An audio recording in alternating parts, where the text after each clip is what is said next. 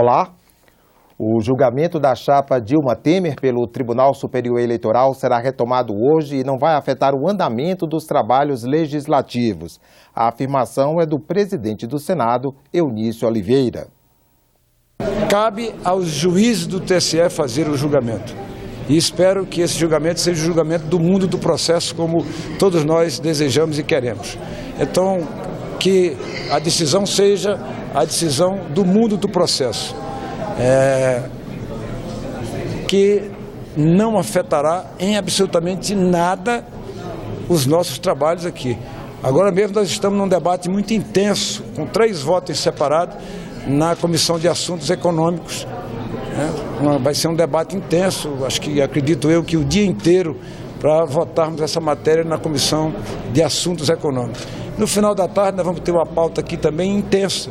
Nós temos 14 autoridades a serem votadas, tanto do Itamaraty como do Conselho do CNMP, Conselho do Ministério Público, como do CNJ, Conselho Nacional de Justiça e outras autoridades de agências que serão votadas. Nós temos 2 ou 3 PECs já prontas para serem votadas e outros projetos que agora eu vou para a reunião de líderes para fazer uma discussão para implementarmos ainda a pauta. Portanto, o Congresso Nacional vai continuar no seu papel de trabalhar. Nós estamos, graças a Deus, numa democracia e o nosso papel é fazermos lei. Fim da polêmica, agora faz parte da Constituição. A vaquejada é manifestação cultural e não deve ser confundida com prática cruel contra animais. A emenda constitucional com essa previsão foi promulgada hoje em sessão solene do Congresso Nacional. Em 2016, o Supremo Tribunal Federal declarou inconstitucional uma lei do Estado do Ceará que regulamentava a vaquejada. Os ministros entenderam que a prática impõe sofrimento aos animais. Após a decisão, o senador Otto Alencar apresentou a PEC que teve rápida tramitação no Senado e na Câmara. Na sessão de hoje, vaqueiros vestidos a caráter. Pela Câmara, falou o deputado Fábio Ramalho, que elogiou a iniciativa do parlamento. O Congresso Nacional arbitrou com sabedoria salomônica e espírito democrático. A nova disposição constitucional resulta da compreensão da inegável dimensão cultural das práticas desportivas tradicionais que utilizam animais, num esforço para respeitá-las, preservá-las e perenizá-las na sua riqueza pujante dentro do respectivo contexto regional. O presidente do Congresso, senador Eunício Oliveira, ressaltou o caráter de manifestação cultural tradicional da vaquejada e o fato de que, com a medida, preserva-se a geração de emprego e renda em muitas localidades, Brasil afora. Garantimos aqui cerca de 700 mil empregos, minha senadora Ana Amélia. 700 mil empregos no Nordeste brasileiro, mas também garantimos o rodeio. Cavalo crioulo no seu Rio Grande do Sul, também o reconhecimento de uma manifestação cultural, que eu diria quase imemorial, uma vez que é difícil determinar quando foi que surgiram as primeiras vaquejadas no Brasil. Mesmo sendo uma tradição secular, a vaquejada evoluiu e evoluiu muito. O preconceito que existe contra ela é fruto principalmente, ou era fruto principalmente, do desconhecimento. Hoje, as melhores precauções são adotadas no cuidado do animal, que é a parte da festa e, portanto, recebe um tratamento especial.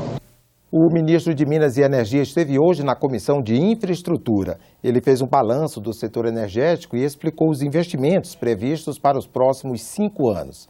Fernando Coelho Filho garantiu o compromisso do país com as matrizes sustentáveis para a geração de energia. Durante a audiência pública, o ministro de Minas e Energia apontou uma mudança de cenário no setor energético. Segundo ele, as perspectivas melhoram com o fim da recessão. Pela recessão que o país se encontrava, os recursos públicos cada vez mais escassos, as empresas estatais com pouquíssima ou quase nenhuma capacidade de investimento. Só para vocês terem uma ideia, em um ano de governo do presidente Michel Temer, as ações da Eletrobras chegaram a valorizar 66%, de forma também muito semelhante se comportaram as ações da Petrobras, dos bancos públicos. O ministro Fernando Coelho Filho afirmou que os projetos contratados nos últimos anos vão aumentar a capacidade energética do país. Em 2017, em cerca de 5 mil megawatts, sendo 25% disto em energia eólica, 10% em energia solar e 61% em energia hidráulica. Ele também afirmou que até 2022 serão investidos 25 bilhões de reais em linhas de transmissão, o que traria segurança para o país em um cenário de crescimento econômico. Segundo o ministro, os leilões do setor realizados desde o ano passado tiveram um sucesso esperado. Os 2 leilões, nós estamos com obra em aproximadamente 24 estados do país, então é algo bastante difundido e 100%, como eu falei, de empresas privadas. O senador Eduardo Braga afirmou que as mudanças no setor energético trazem benefícios para o abastecimento da região norte.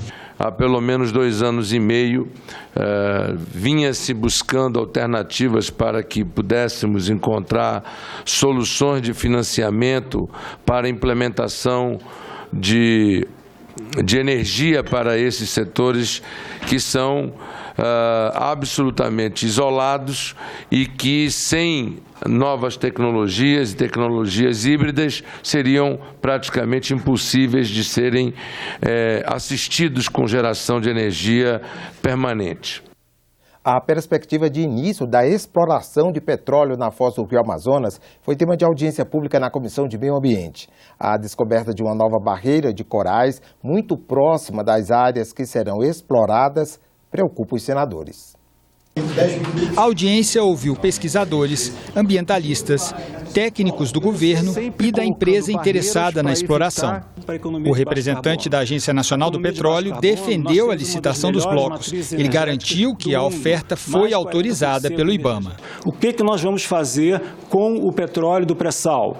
O que nós vamos fazer? Nós vamos deixá-lo lá? A ideia da ANP é que seja monetizado, por isso que as novas rodadas estão sendo aceleradas. A barreira de corais, descoberta em abril do ano passado na foz do Rio Amazonas, tem 9.500 quilômetros quadrados e cerca de 1.000 quilômetros de extensão. Em profundidades que vão dos 25 aos 120 metros, é o habitat natural de espécies como o peixe-boi e as tartarugas marinhas, além de lontras e uma infinidade de peixes.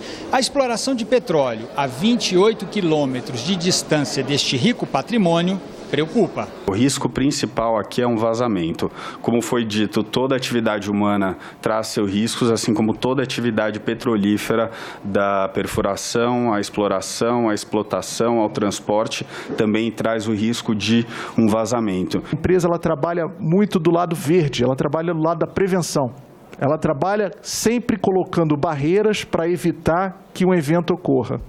Mesmo assim, a empresa está preparada para o caso ocorra alguma coisa, colocando mais barreiras do que são solicitadas no processo de licenciamento ambiental. Nós temos hoje os recifes mesofóticos como remédio, a solução para a salvação dos recifes rasos do planeta nos próximos 100 a 500 anos. Então, o que a gente está fazendo, tentando explorar óleo na foz do Amazonas, é matando a galinha dos ovos de ouro. Para que a exploração petrolífera aconteça, é necessário se cercar de todo o cuidado possível, porque os corais são responsáveis pela reprodução da vida marinha, assim como os manguezais da costa atlântica do Amapá, que tem, em alguns casos, chega a largura de 30 quilômetros. Portanto, todo cuidado é pouco, porque nós podemos produzir petróleo e não ter alimentos. Essa é a decisão que tem que ser tomada. Então, para ter os dois, é preciso o máximo de cuidado. Outras notícias a qualquer momento na nossa programação e também na nossa página na internet. Obrigado pela companhia e continue sintonizado na TV Senado.